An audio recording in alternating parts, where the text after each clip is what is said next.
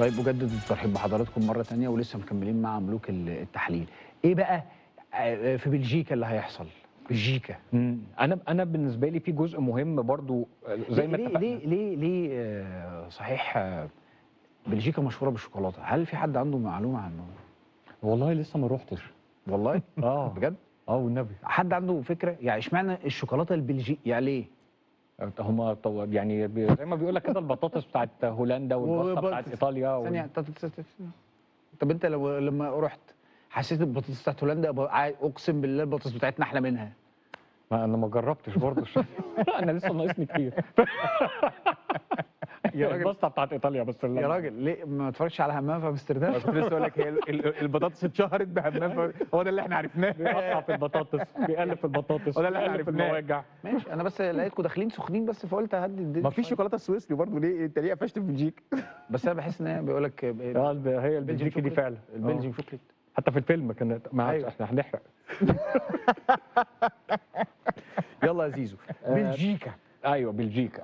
طبعا حاجه من الحاجات اللي كنا بنتكلم فيها ان فكره 3 مدافعين او 4 مدافعين هي مش هي دي الحدوته، هي الحدوته ان احنا ندافع بنظام. جزء كبير من مشاكلنا كانت في الدفاع بشكل منظم، كانت جايه من ان في لعيب هو مش بيقفل زوايا التمرير كويس. هيثم حسن واحد من اللعيبه الممتازه والكره في رجله، لكن والكره مش في رجله هو واحد من اللعيبه اللي عنده مشكله في غلق زوايا التمرير. كويس. حلو، وبالتالي احنا فهمنا ان توظيف هيثم حسن المناسب هيكون بديل على مقاعد البدلاء لما نحتاج حل فردي جيد. اوكي؟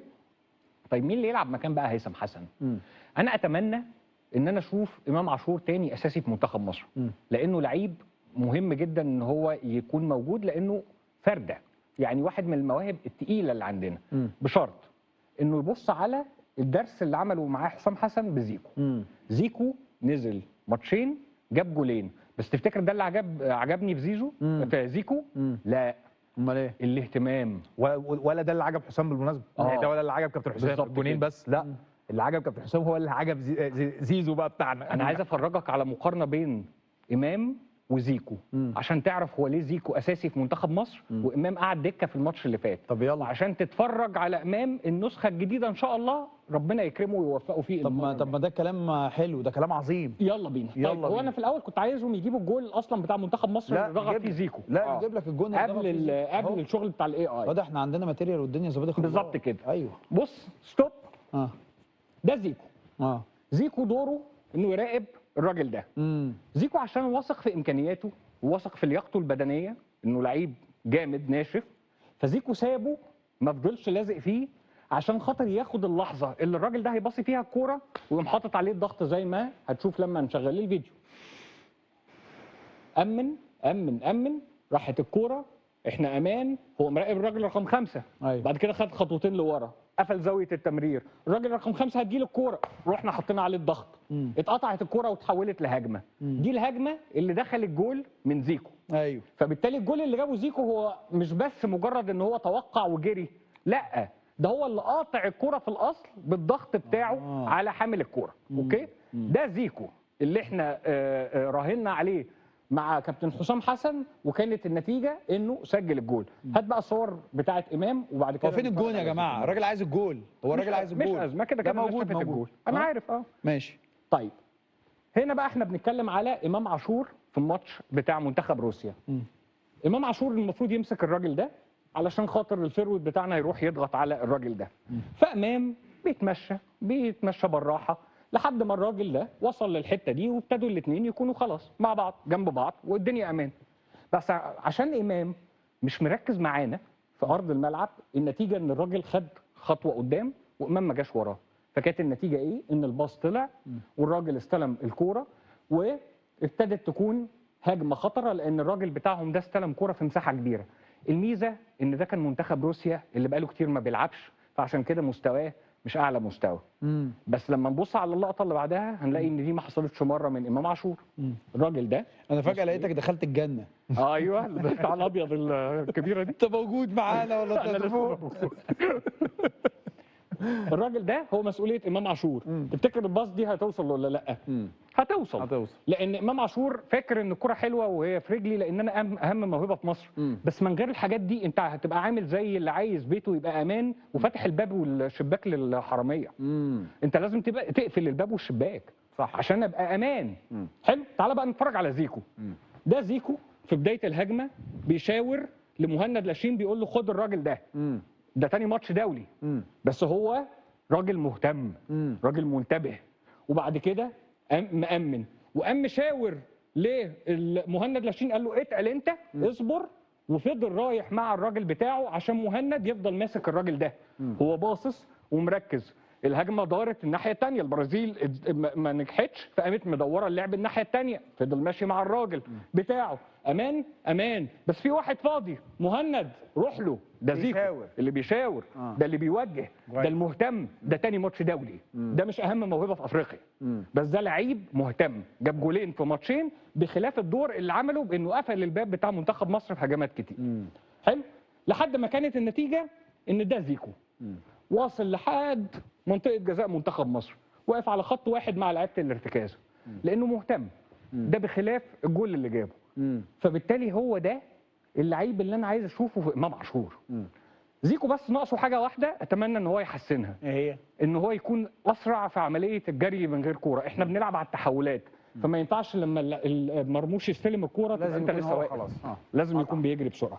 دي بس الحاجه الوحيده اللي لو ظبطت احنا عندنا لعيب لازم يكون اساسي في ماتش بلجيكا، او اتمنى ان هو يكون اساسي. زيكو يبقى اساسي في ماتش بلجيكا. طيب. مش محمد ناجي جده، لان المره الثانيه حمدي فتحي مش وحش يا جماعه كسنتر باك لانه لعبها في ماتش اسبانيا. المشكله مش في 3-5-2 ولا 4-4-2، المشكله في النظام بتاع اللعب. وزيكو مش محمد ناجي جده. زيكو ينفع يكون لعيب اساسي طالما اللعيبه الاساسيين بتاعتنا مش بتعمل الدور والمجهود اللي اللعيب او المنتخب محتاجه. طيب اللي يقصده بجده يا جماعه اللعيب اللي بينزل بديل في اي وقت من الاوقات يسجل هدف لا هم الناس كلها بتقول ان ده نفس نظريه كابتن حسام حسن. كابتن حسن شحاته لما جاب محمد ناجي جده على حساب ميدو، ومحمد ناجي جده بقى كل ما ينزل كسوبر سب كبديل يجيب جون. فلا هو محمد ناجي جده ده كان 2000 وكام؟ 2010. طيب من زمان قوي. 16 سنه. طيب قال لك زمان قوي. قلبي. فهمت الفكره ولا لا؟ يعني لازم تتحكي كامل. لازم تتحكي عشان انت بتتعامل معاها ان هي كانت اول امبارح. انا بتعامل ان عادي كلنا عدينا يعني. لا في شاب عنده 20 سنه كان دلوقتي 4 سنين كان عنده 4 سنين والماتش ما بتتلعب. القصه دي خالص. صدق فعلا. ركز بقى. قلبي. هات لي دواء الضغط يا في واحد عنده 22 سنه كان عنده 6 سنين و2010 بتتلعب، فهو بيتعامل على انه يا عيني الناس كلها عارفه. الناس كلها عارفه جده كان امبارح في يا عيني. طيب عمر اتفضل. طيب انا عندي فكره في الشكل الرقمي. انا مش فارق لي خالص موضوع ال 4-4-2 و3-5-2. هو كابتن حسام جربهم عايز يتكلم فيهم كويس جدا ان انت لو هتلعب كده لازم تعمل كده. انا عندي مشكله ان احنا ممكن نروح لفكره ال 3-5-2 مع فرق بتلعب على الاطراف اصلا. وال 3-5-2 او ال 5-3-2 ايا ما يكون الدفاع الثلاثي يعني هو نقطه ضعفه دايما الاطراف عكس ما الناس متخيله. وده عشان كده نجح بشكل كبير جدا قدام فريق زي جنوب افريقيا. لما لعبت قدامه في كاس الامم الافريقيه، فريق اصلا بيخترق من العمق، فانت قدرت تقفل له العمق لان انت عملت كثافه باثنين في نص الملعب، بينزل لهم ثالث بثلاثه في قلب الملعب سنتر باكات، فبقى عندك 6. لكن لما بتلعب ب5 مع فريق بيلعب على الاطراف بتبقى الحيره اللي عز شرحها في السيجمنت الاولاني، اروح بالباك ولا اروح بالسنتر باك، اروح بالجناح ولا اوقف بتبقى عندك مشكله لان السنتر باك ده بيخاف يخرج من بيته عشان لو خرج قابل هو الجناح الدنيا فضيت ورا، ولو فضل واقف بقوا 2 على 1 على الباك، فبتبقى فيها مشكله. انا مشكلتي بقى في التنفيذ.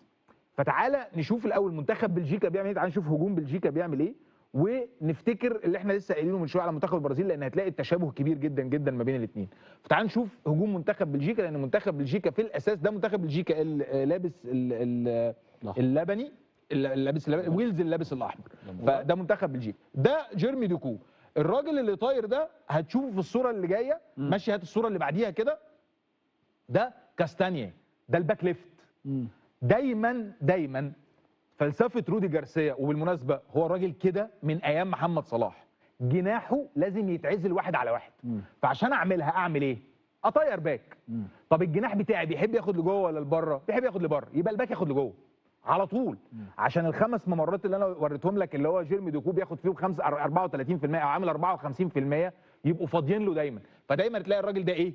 واحد على واحد، فمدخل الباك ليفت على طول فين؟ في العمق، هو اللي هيروح. مشي بقى الصوره اللي بعديها. الراجل استلم فين؟